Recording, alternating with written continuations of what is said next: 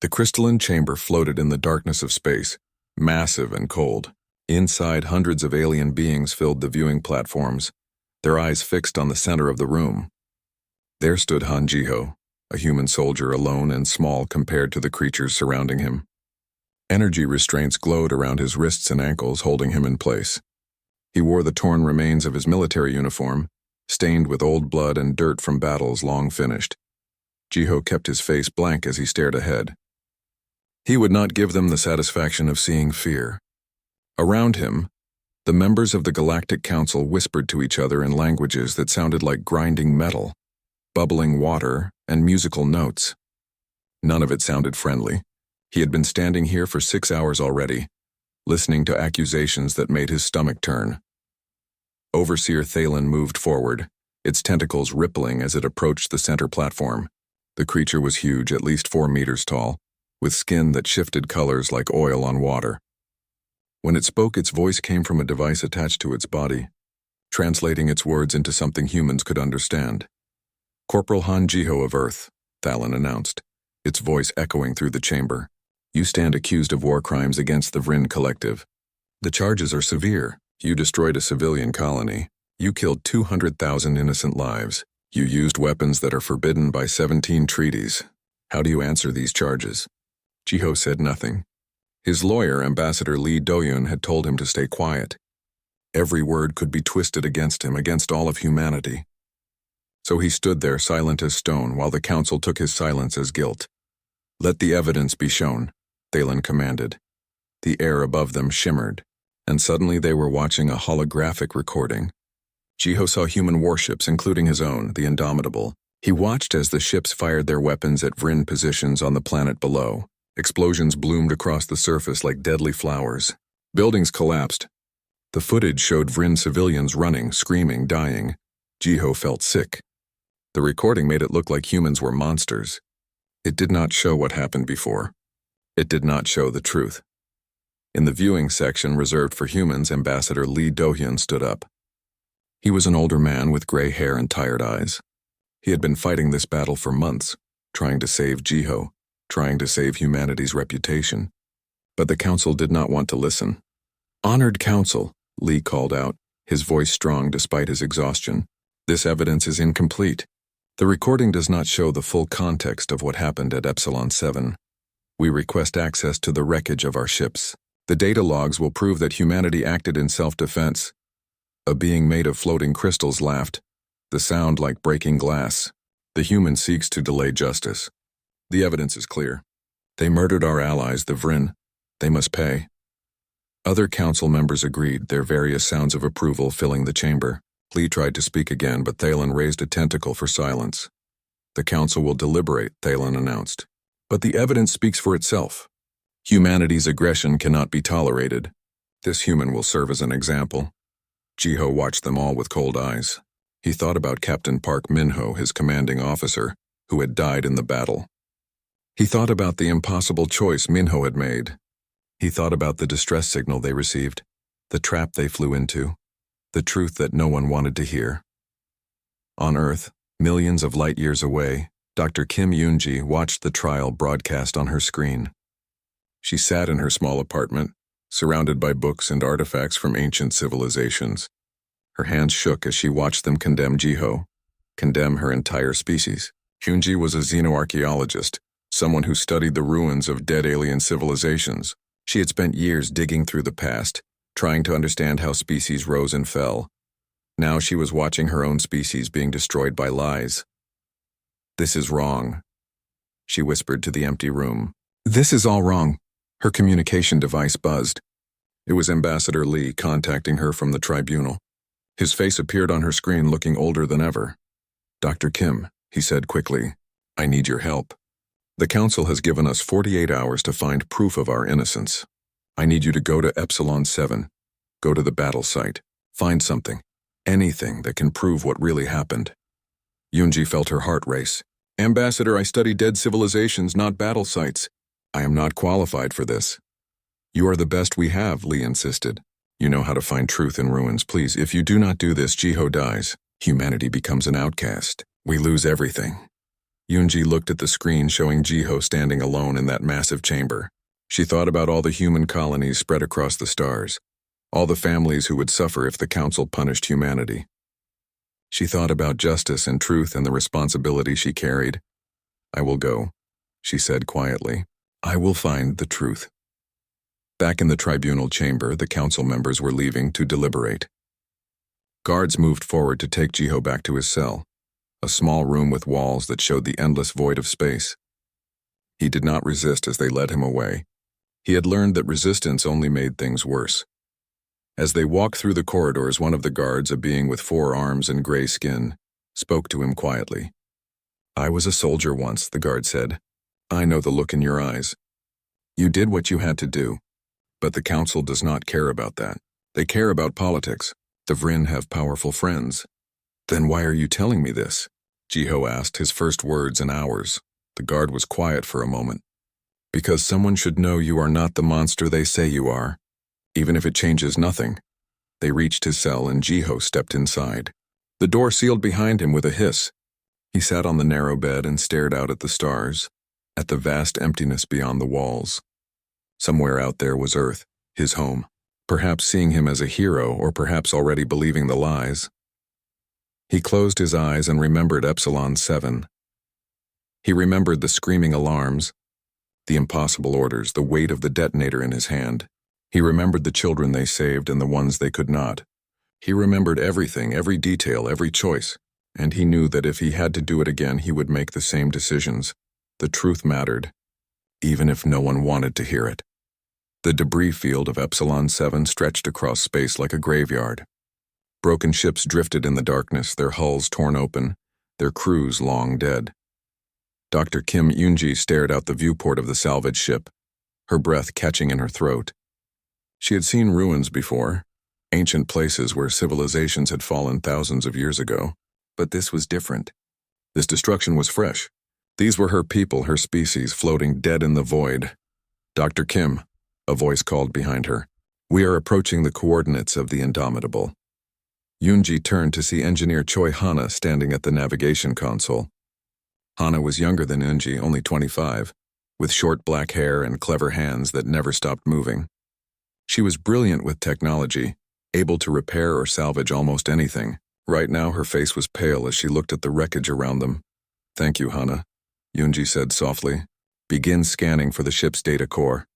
Also on the ship were 2 council observers, being sent to make sure the humans did not tamper with evidence. One was a tall creature with too many joints in its limbs covered in blue scales. The other was smaller, floating in the air, its body made of something that looked like living mist. Neither had spoken to the humans except to give orders. They watched everything with suspicious eyes. The salvage ship moved slowly through the debris. Pieces of metal bumped against the hull, making hollow ringing sounds.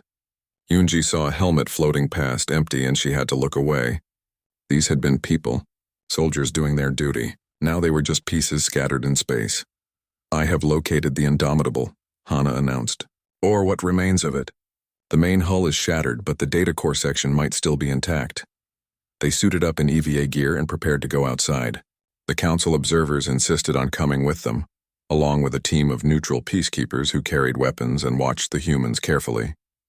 Yoonji felt like a criminal, guilty until proven innocent. The irony was not lost on her. The Indomitable had been a beautiful ship once. Now it was a broken thing, split in half by weapons fire. They entered through a torn section of the hull, moving carefully in zero gravity. Inside everything was frozen and dead. Yoonji's suit lights illuminated corridors she had seen in training videos, now twisted and dark. They searched for hours, moving through the wreckage, looking for the data core that would contain the ship's logs. But the destruction was severe. Every section they checked was either empty or too damaged to access. Yoonji felt hope slipping away with each empty room they found. "This is useless," one of the council observers said, its voice cold in Yoonji's helmet speakers. "There is nothing here. We should return and inform the council that the humans have failed to provide evidence." "Wait," Hana called out from ahead. "I am detecting a power signature. Something is still active near the engineering section." They moved toward the signal, but when they arrived they found that it was not coming from the Indomitable at all. The signal came from outside, from something attached to a large asteroid that the ship had crashed. Against, that is strange, Hana said, studying her scanner. That asteroid was not in the battle reports. It should not be here. Yunji felt something pull at her attention. She stared at the asteroid through the torn hull.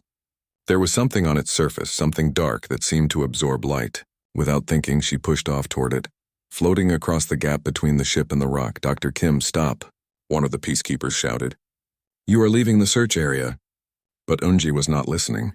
She landed on the asteroid's surface, her magnetic boots locking onto the stone. There, embedded in the rock like a jewel in a ring, was a perfect black sphere. It was about 1 meter across, smooth as glass, covered in symbols that glowed with a faint silver light. The moment Yunji touched it, everything changed.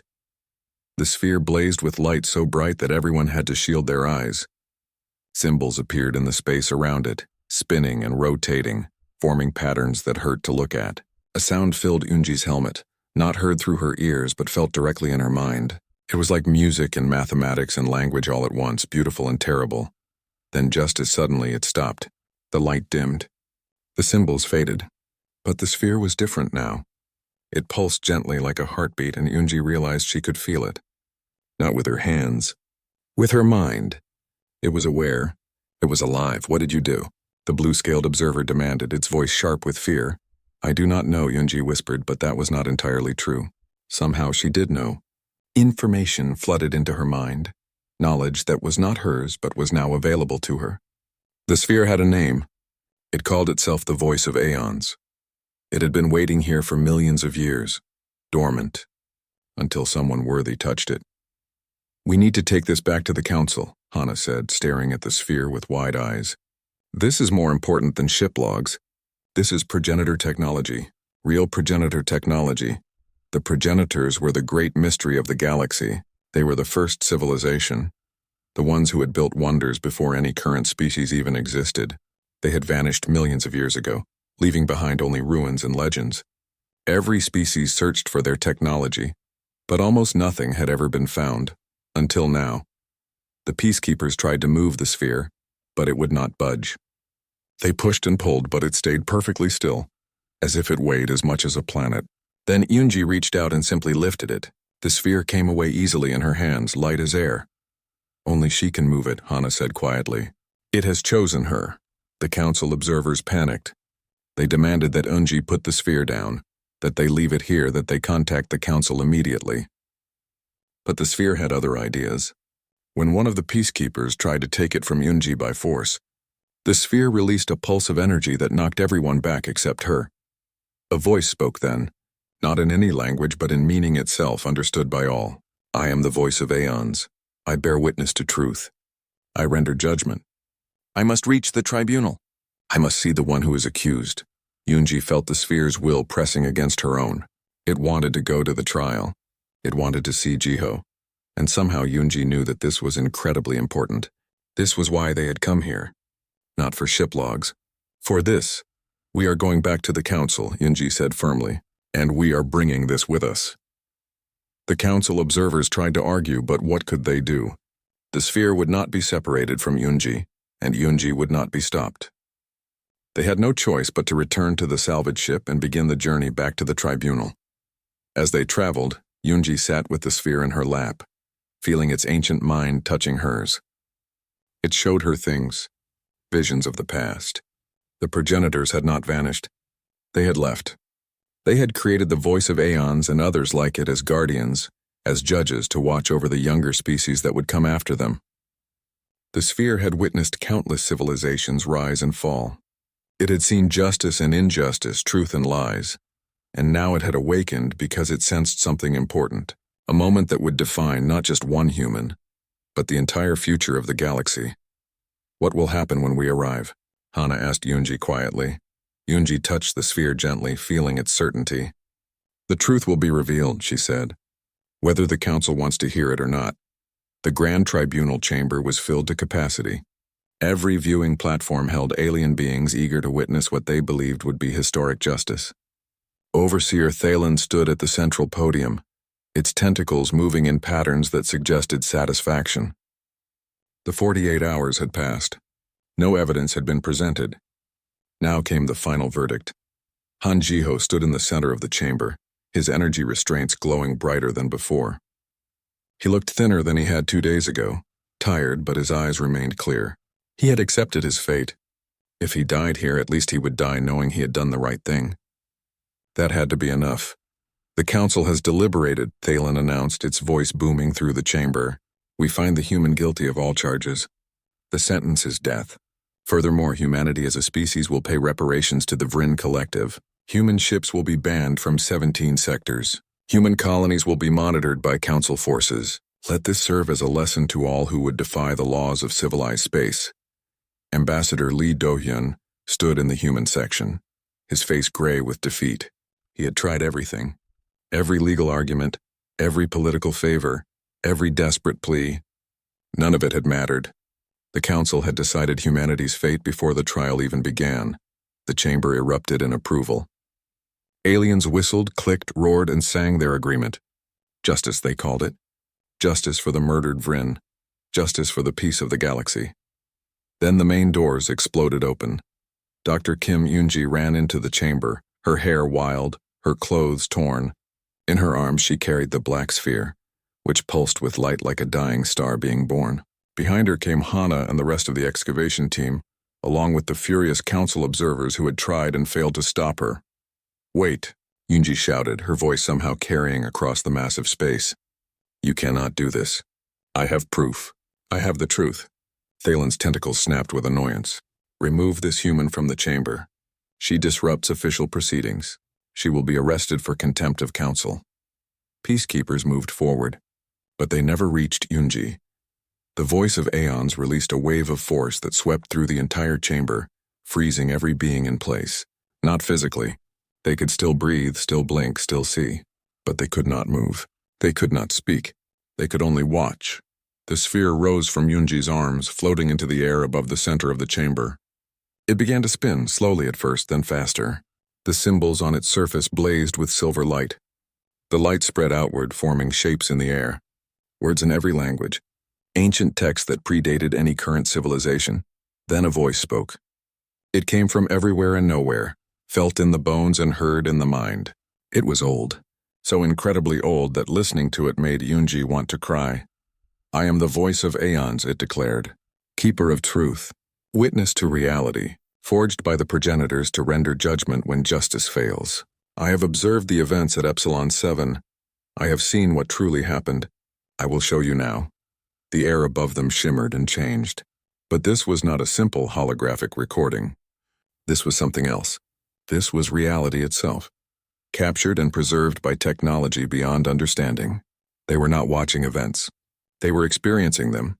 They saw the Vryn colony on Epsilon 7, but not as a peaceful civilian settlement. They saw military installations hidden beneath residential buildings. They saw Vryn soldiers activating ancient weapons, progenitor technology that should never have been touched. They saw power building, enough to destroy entire fleets, entire planets. They saw the human ships arrive, not attacking, responding to a distress call from a neutral research station. The station's last transmission played clearly. Voices screaming about the Vryn preparing to fire on multiple targets, about civilians being held hostage, about the need for immediate intervention. They saw the Vryn fleet fire first without warning, without mercy.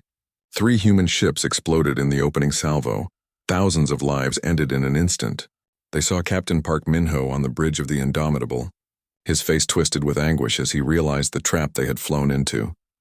They heard his voice, giving the order that would haunt him until his death minutes later. Epsilon 7 weapons facility must be neutralized. Civilian casualties will be enormous. But if those weapons activate, billions will die. Someone has to go down there. Someone has to save who they can and destroy what they cannot. They saw Jiho volunteer. They saw him and his team fighting their way through Vryn military forces, not civilians. They saw him breaking into detention centers, releasing the hostages the Vryn had taken. 50,000 people, humans and other species evacuated while under fire. 50,000 lives saved.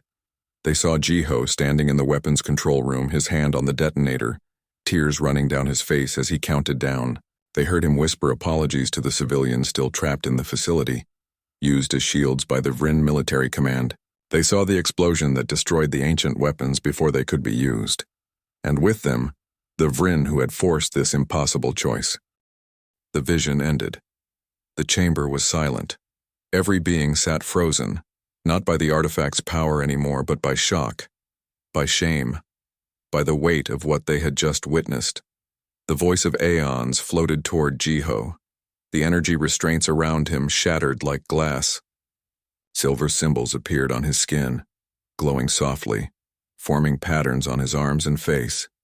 Ancient text that marked him as something special. "This one has been judged," the voice declared. "He acted with honor. He preserved life where he could. He sacrificed when necessary. He bears the weight of his choices with dignity. In all the long ages I have witnessed, only 12 beings have earned this mark." The symbols settled into Jiho's skin, becoming permanent. The voice's tone became almost reverent, "Bearer of justice." The words echoed through the chamber like thunder. Bearer of justice, the title of legends. The mark given to those who made the hardest choices for the right reasons. Every species had stories of the bearers, heroes from ancient times who shaped the course of history. And now, a human stood among them. Thalen tried to speak, its voice device crackling. This is impossible. The evidence we received was false," the voice stated flatly. "The Vryn Collective manipulated council protocols. They edited recordings. They bribed officials.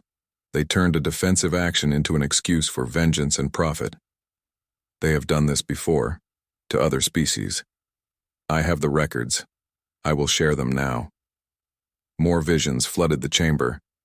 Years of Vryn crimes, colonies seized under false pretenses, species blackmailed into submission, a pattern of lies and manipulation that had been invisible until now. The council had been played, and they had condemned an innocent human for it. The Vryn delegation panicked. They tried to flee, but peacekeepers surrounded them. The evidence was overwhelming. There was no escape. Ambassador Lee found his voice, standing tall for the first time in months. "The council will release Corporal Han Jiho immediately. All charges against him and humanity are dismissed. The Vryn Collective will face judgment for their crimes, and the council will issue a formal apology to humanity for this injustice." The council members looked at each other, their various faces showing shame, anger, and fear. They had no choice. The voice of Aeons had spoken. Truth had been revealed. To deny it now would be to lose all credibility forever. "So it shall be," Thalen said quietly, defeated. "The human is free." Jiho stood in the center of the chamber, silver marks glowing on his skin, and for the first time in months he smiled, not with triumph, with relief. The truth had won. Justice had been served. The voice of Aeons returned to Yunji, settling gently in her arms. She felt its satisfaction, its approval. It had waited millions of years for moments like this. Moments when truth mattered more than power. When one person's courage could change everything. "Thank you," she whispered to it. "No," the voice replied in her mind. "Thank you for bringing me to the one who needed me. Our work together has only just begun." The days after the trial passed in a blur, and Jiho found himself suddenly famous across the entire galaxy. Everywhere he went, aliens stared at the silver marks on his skin. Some bowed. Others asked to touch the symbols, as if the marks themselves held power. He hated the attention, but he understood it. The title of Bearer of Justice was ancient and sacred. People needed symbols to believe in. Dr. Kim Yunji experienced her own transformation. The voice of Aeons had bonded with her permanently, creating a neural link that could not be broken. At first it had terrified her. Having an ancient intelligence living in her mind felt invasive, overwhelming. But slowly, she learned to appreciate it. The voice did not control her, it shared with her. Knowledge, wisdom, perspective from millions of years of observation. "Why me?" she asked it one night as she sat in her quarters aboard a council station. "Why did you choose me?" The voice's answer came as feeling more than words. Because you seek truth above all else. Because you do not want power, only understanding. Because you are worthy. Ambassador Lee moved quickly to secure humanity's future. The Council, embarrassed by their failure and desperate to avoid further scandal, agreed to everything. All human prisoners were released. The sanctions were removed. The Vrin Collective was ordered to pay massive reparations, not just to humanity but to 6 other species they had wronged over the years. Several council members who had taken Vrin bribes resigned in disgrace. But the political victory was only the beginning. The real changes went deeper. Species from across the galaxy began requesting Jiho's presence to mediate their disputes. A trade war between 2 merchant empires, a territorial conflict in a border region, a murder trial where both sides claimed the other had fired first.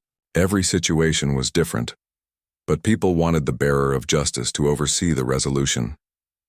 Jiho tried to refuse at first. "I am just a soldier," he told Lee during one of their meetings. "I am not a judge. I am not qualified for this."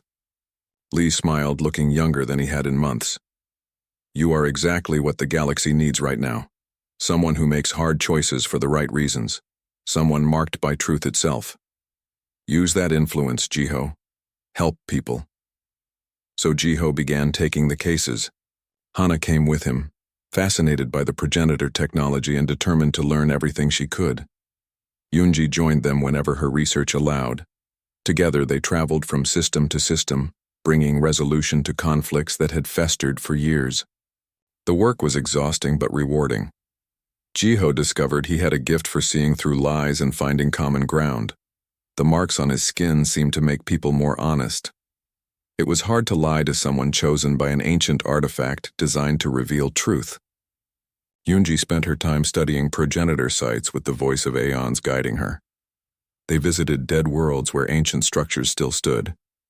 They explored ruins that no one else could access because the voice opened doors sealed for millions of years. Slowly, piece by piece, Yunji began to understand the progenitors better than anyone in the galaxy. What she learned was both wonderful and terrifying. The progenitors did not simply vanish, she explained to Jiho and Hana one evening as they sat together in their ship's common area. They evolved. They moved beyond physical form, beyond this reality. But before they left, they prepared tests for the species that would come after them. "Tests?" Hana asked, her fingers tapping nervously on the table. "What kind of tests?" Yunji's expression darkened. "The voice has shown me visions. The progenitors seeded the galaxy with artifacts and challenges. Some are benign, meant to help species grow. Others are dangerous, designed to see if younger species are worthy of survival. And humanity's actions at Epsilon 7 triggered something. We activated ancient protocols. Things are waking up across the galaxy." Jiho felt a chill run down his spine. "What kind of things?" "I do not know yet," Yunji admitted. "But the voice is concerned. It says this has only happened once before, millions of years ago, during the progenitor era. Back then it led to a great crisis, a test that nearly destroyed all life in the galaxy. Before they could discuss it further, their ship's communication system activated. Ambassador Lee's face appeared on the screen, and he looked worried. "Jiho, we have a situation," Lee said quickly. "We are receiving reports from the Galactic Rim. Ancient structures are powering up on dead worlds. Some species are panicking. Others are sending military forces to claim the technology. The Council is losing control of the situation. We need you." Jiho stood immediately. "What do you need me to do?" "Come to the emergency council session," Lee said. "Your voice carries weight now. Maybe you can calm the situation before it turns into a war." They arrived at the council station 6 hours later. The Grand Tribunal chamber was in chaos. Representatives shouted at each other in dozens of languages. Accusations flew. Threats were made. On the main display, they showed footage of the awakened structures. Massive towers of crystal and metal, pulsing with power, surrounded by military ships from different species. Jiho walked into the chamber, Yunji and Hana beside him. The voice of Aeons floated ahead of them, its presence commanding attention. The shouting slowly died down as people noticed them. The bearer of justice had arrived. "Honored Council," Jiho said, his voice calm but firm. "Fighting over progenitor technology will lead to disaster. These artifacts are not weapons to be claimed. They are tests to be understood. We should be working together, not preparing for war."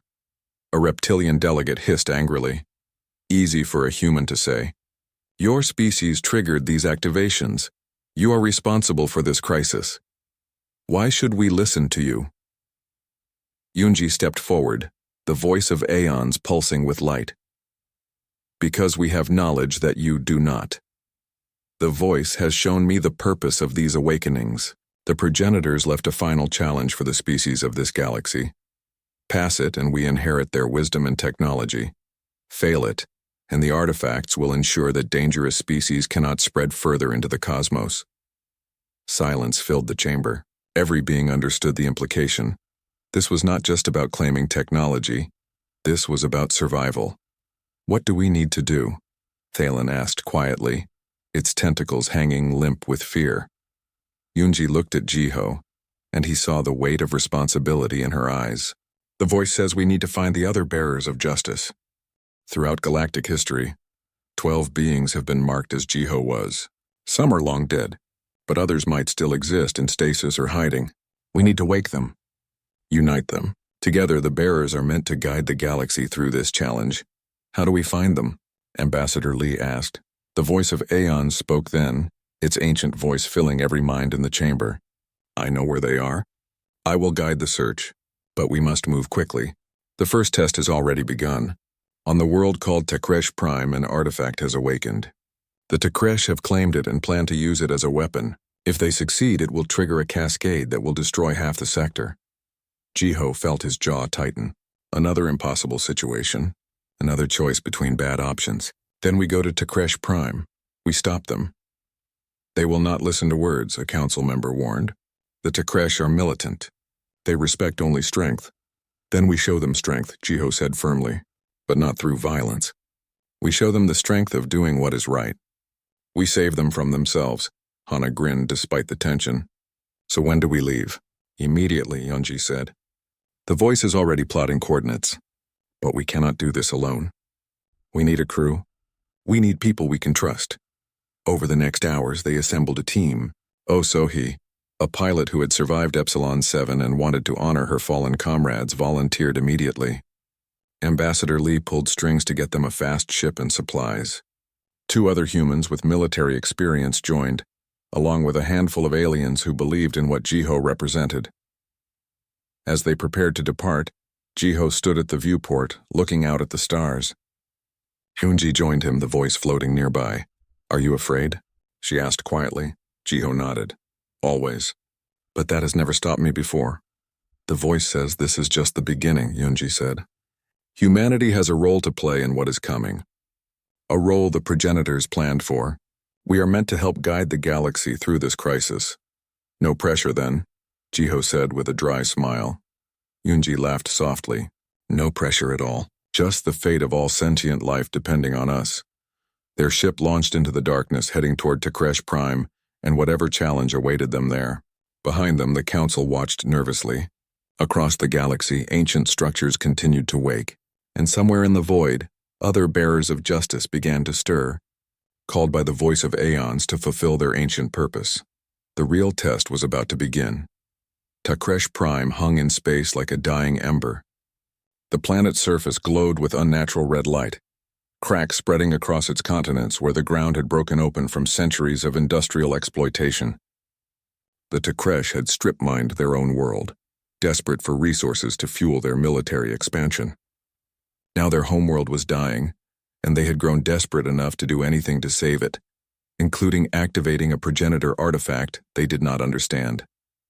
Han Jiho stood on the bridge of their ship, the Pathfinder, watching the planet through the viewport. Around it, dozens of Takresh warships formed a defensive perimeter. They were insect-like beings, the Takresh, with hard shells and multiple limbs built for war.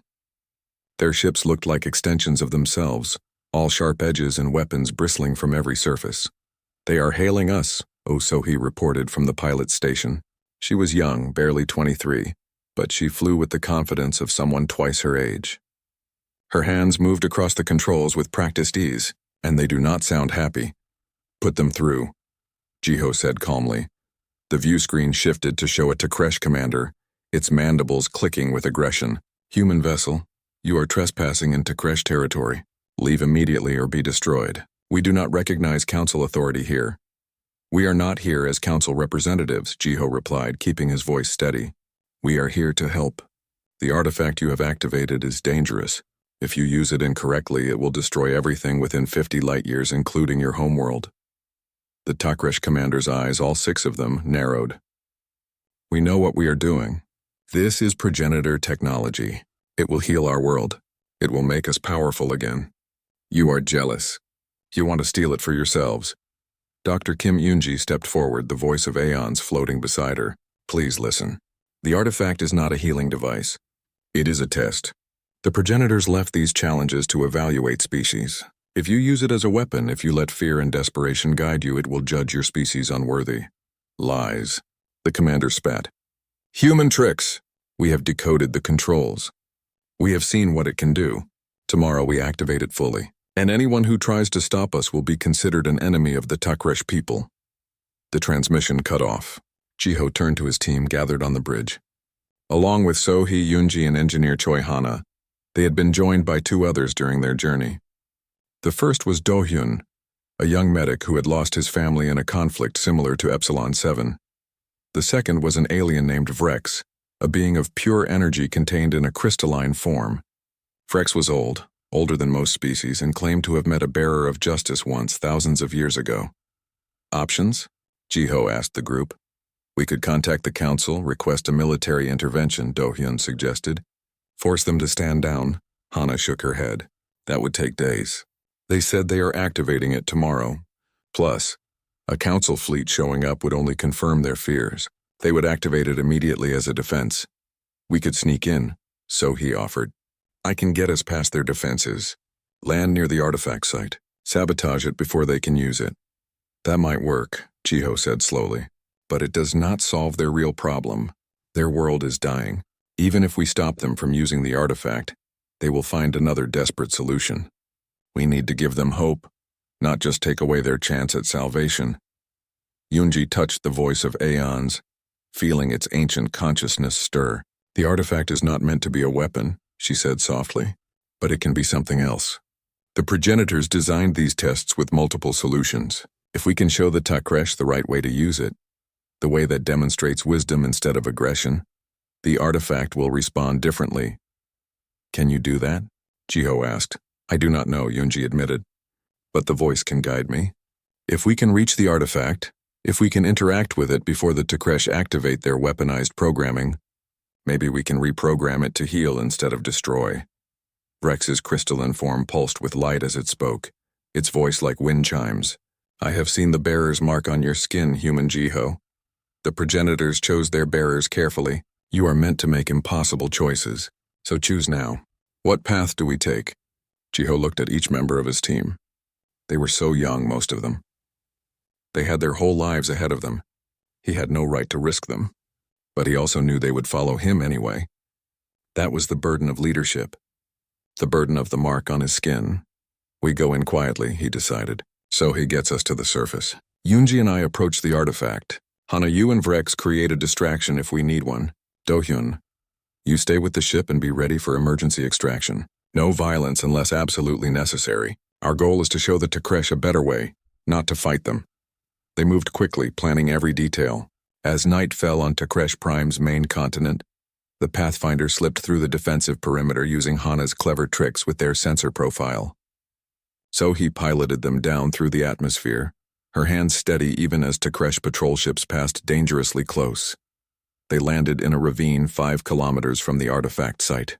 The team suited up except for Vrex, who needed no protection, and began the approach on foot.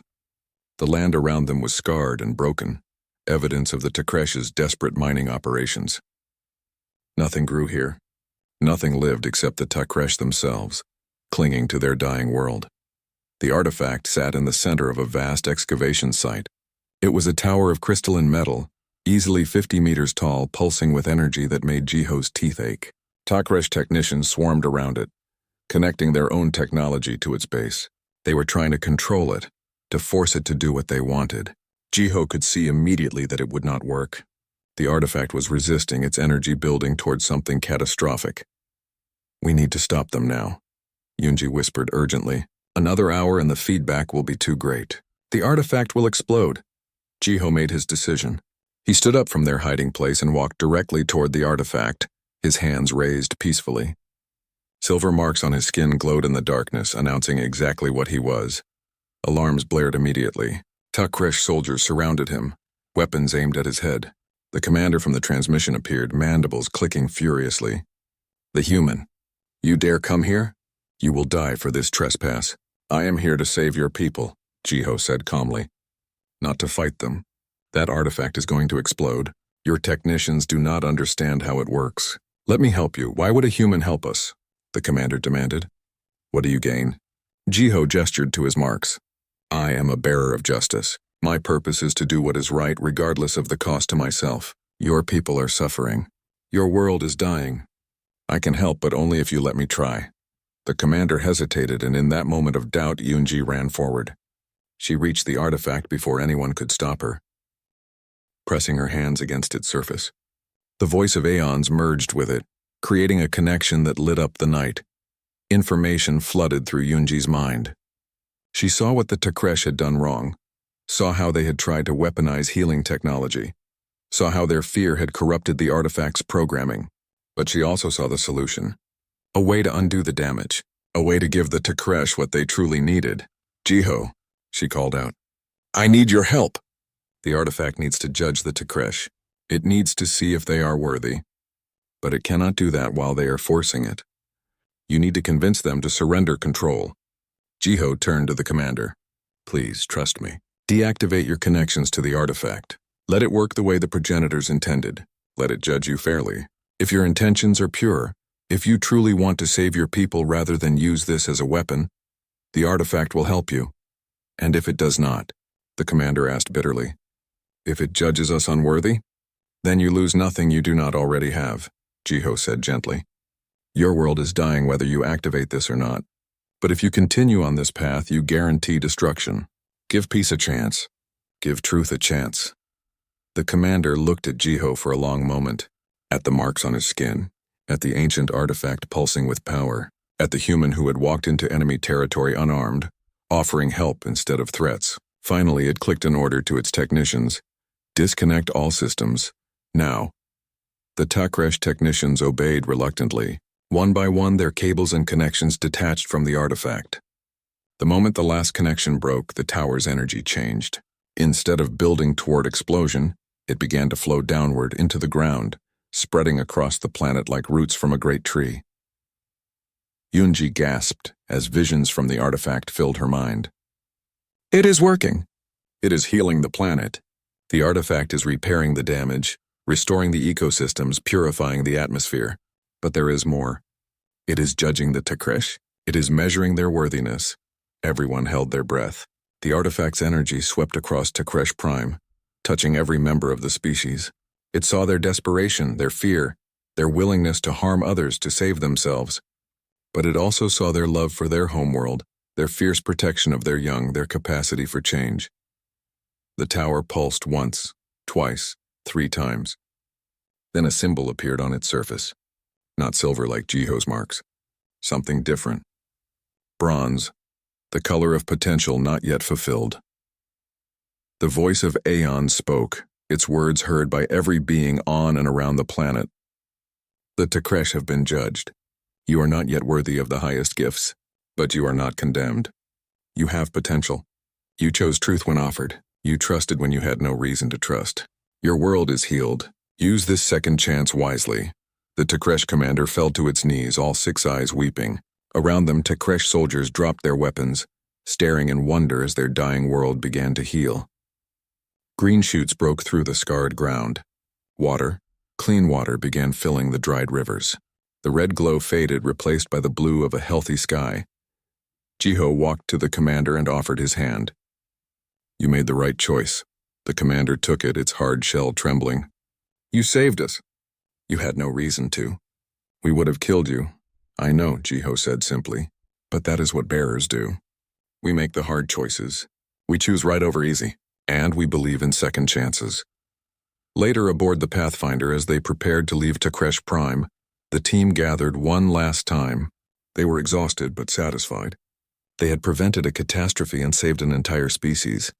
"The voice says there are more awakened artifacts," Yunji reported. "More challenges across the galaxy. And we still need to find the other bearers." "Then we continue," Jiho said firmly. "We do what needs to be done." So he grinned from the pilot's seat. "Where to next, Bearer of Justice?" Jiho smiled, feeling the weight of his marks and the responsibility they carried. "Wherever truth needs defending, wherever justice needs a voice, that is where we go." The Pathfinder rose into space, leaving behind a world being reborn. Behind them, the Takresh watched the stars with new hope. Ahead of them, the galaxy waited with countless challenges. But for the first time in millions of years, the bearers of justice were awakening. And humanity, the species that had been condemned and then vindicated, would help lead the way. The real work was just beginning. But Jiho had learned something important during his trial, something that gave him strength for the trials ahead. Truth always wins eventually. Justice always finds a way, and sometimes doing the right thing was its own reward.